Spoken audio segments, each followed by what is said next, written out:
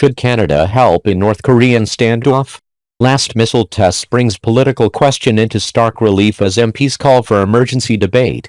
The Sunday morning tremors, measuring a magnitude of 6.3, signaled a major escalation in North Korea's nuclear program. Pyongyang claims to have tested its first hydrogen bomb, one that could be placed on the head of an intercontinental ballistic missile.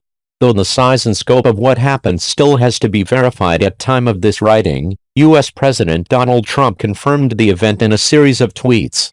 North Korea has conducted a major nuclear test, he wrote. Their words and actions continue to be very hostile and dangerous to the United States. And that means, very dangerous for Canada as well. The tremors from the blast immediately moved the debate about ballistic missile defense, BMD, to the front burner of the political stove in Canada.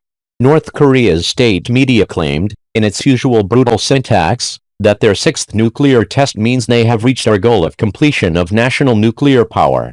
If a North Korean nuclear-tipped ballistic missile is actually capable of targeting the U.S., it could theoretically hit Canada. If the math on the trajectory path is off, what is meant for, say, Seattle could hit Vancouver. That's sobering. Days before this latest test, a senior source in the Prime Minister's office told me the debate about BMD is unavoidable and likely necessary. The political challenge for the Liberals is that they believe Canadians don't want to do a big military deal with the unpopular Trump. Canada doesn't want to be too closely tied to his foreign policy. This is the client state position that Foreign Affairs Minister Chrystia Freeland warned about in her now famous speech about the U.S. abdicating its global leadership. That speech suddenly looks dated. The U.S. has since doubled down on its war in Afghanistan, as I wrote about yesterday in this magazine, and North Korea's nuclear capability is growing more quickly than anyone appreciated. Well, not anyone. A senior U.S. source told me months ago that the Trump administration has been pressing Canada to get involved in ballistic missile testing because of the North Korea threat. They expected Canada to take a pass on the renewed U.S. war in Afghanistan, but in return, they wanted support on other issues, especially North Korea. As a result of that conversation, I asked Canada's Defense Minister Harjit Sajjan back in June, on camera, if Canada would review its ban on ballistic missile testing. Ballistic missile defense was an extremely divisive issue in 2005 when then Prime Minister Paul Martin opted out, but now the situation is more acute. Sajjan gave a characteristically vague answer, saying it was not on the table, but then suggesting that Canada is working with the U.S. to modernize NORAD and meet the new challenges. Clearly there was some wiggle room. Late last week I asked the Department of Defense if anything has changed and the response was interesting. DND spokesperson Jordan Owens first quoted the minister, "Our policy is not changing on BMD.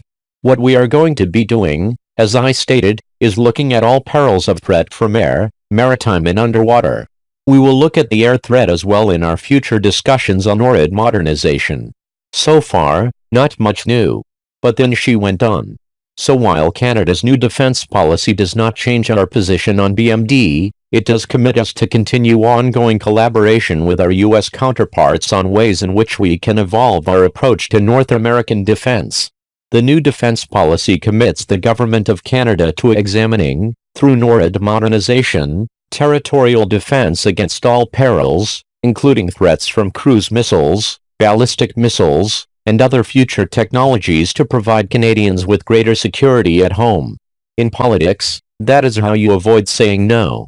The mealy-mouthed explanation on this issue, and to be fair, Canada does have to be extremely cautious on this, has spurred former Liberal Senator Romeo Dollar to openly support BMD. Opposition MPs have demanded an emergency debate about BMD at the Defense Committee on Tuesday. Ballistic missile defense is unproven, potentially dangerous and expensive. But now, more than ever, it might be necessary. The question is, how deeply will Canada get involved in the North Korean standoff? Trump has already ramped up his rhetoric by chastising the South Koreans, who have lived for decades with this threat. South Korea is finding, as I have told him, that their talk of appeasement with North Korea will not work. They only understand one thing. What is that one thing? The truth is, when dealing with a rogue nuclear nation like North Korea, there is no one thing. The world has learned this in its dealings with another nuclear power, Pakistan. In the past few weeks, Trump has quite rightly called out Pakistan for its support of terror networks in Afghanistan. Trump wants to squeeze Pakistan in ways that have never been done before to cut off support for the Taliban. It is part of his new strategy in the war in Afghanistan. That has some experts very excited, and others very nervous. Dealing with a nuclear power that could potentially have a 1979 Iranian revolution is a delicate business. One rogue nuclear nation like North Korea is enough. But some experts believe that the more delicate strategy of negotiation and support has proven to be a failure. The Pakistani and North Korean situations have much to learn from each other. Throughout Bush and Obama administrations, diplomacy was pursued with Pakistan, the true and principal source of a sustained insurgency in Afghanistan, argues Shuvaloy Majumdar, a Munk Senior Fellow with the Macdonald-Laurier Institute who was once the policy director to several Canadian foreign ministers during the war in Afghanistan. Enter Trump, who is heeding excellent advice from his NSA, Defense Secretary and Chief of Staff. All understand that the endemic source of the problem in Afghanistan is Pakistan's intelligence. How can Afghan institutions serve the Afghan people if the constant threat is fueled by the country's belligerent neighbor? Majumdar argues that China and Russia both have an interest in regional stability for economic reasons and so will respond positively to U.S. pressure. All of the regional actors have a vested interest in a stable Afghanistan. There is leverage here on shared security interests.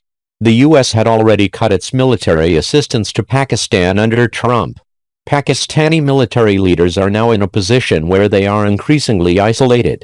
If members of the Pakistani intelligence ultimately are listed for their support for terrorism by the U.S., the UN and NATO member states, it will compel the military to think about the benefits of deploying terror. Ultimately, they must be made to understand that this irresponsible policy bears significant costs, an increasingly isolated position, and that it must rethink its conspiracy theories. All that may be true, but unless billions more dollars are made available for the so-called DIME approach in Afghanistan, diplomatic, infrastructure, military and economic support, Pakistan's influence will not change. It is hard to push around a nuclear power. Trump wants allies like Canada to come to the table to help. We will ask our NATO allies and global partners to support our new strategy, with additional troop and funding increases in line with our own, he said.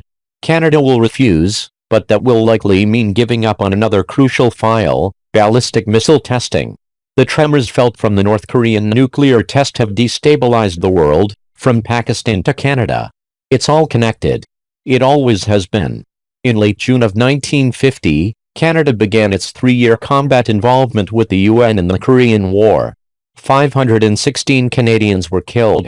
The conflict is part of Canada's past, but now, with the latest nuclear test from North Korea, it looks to be part of our future as well.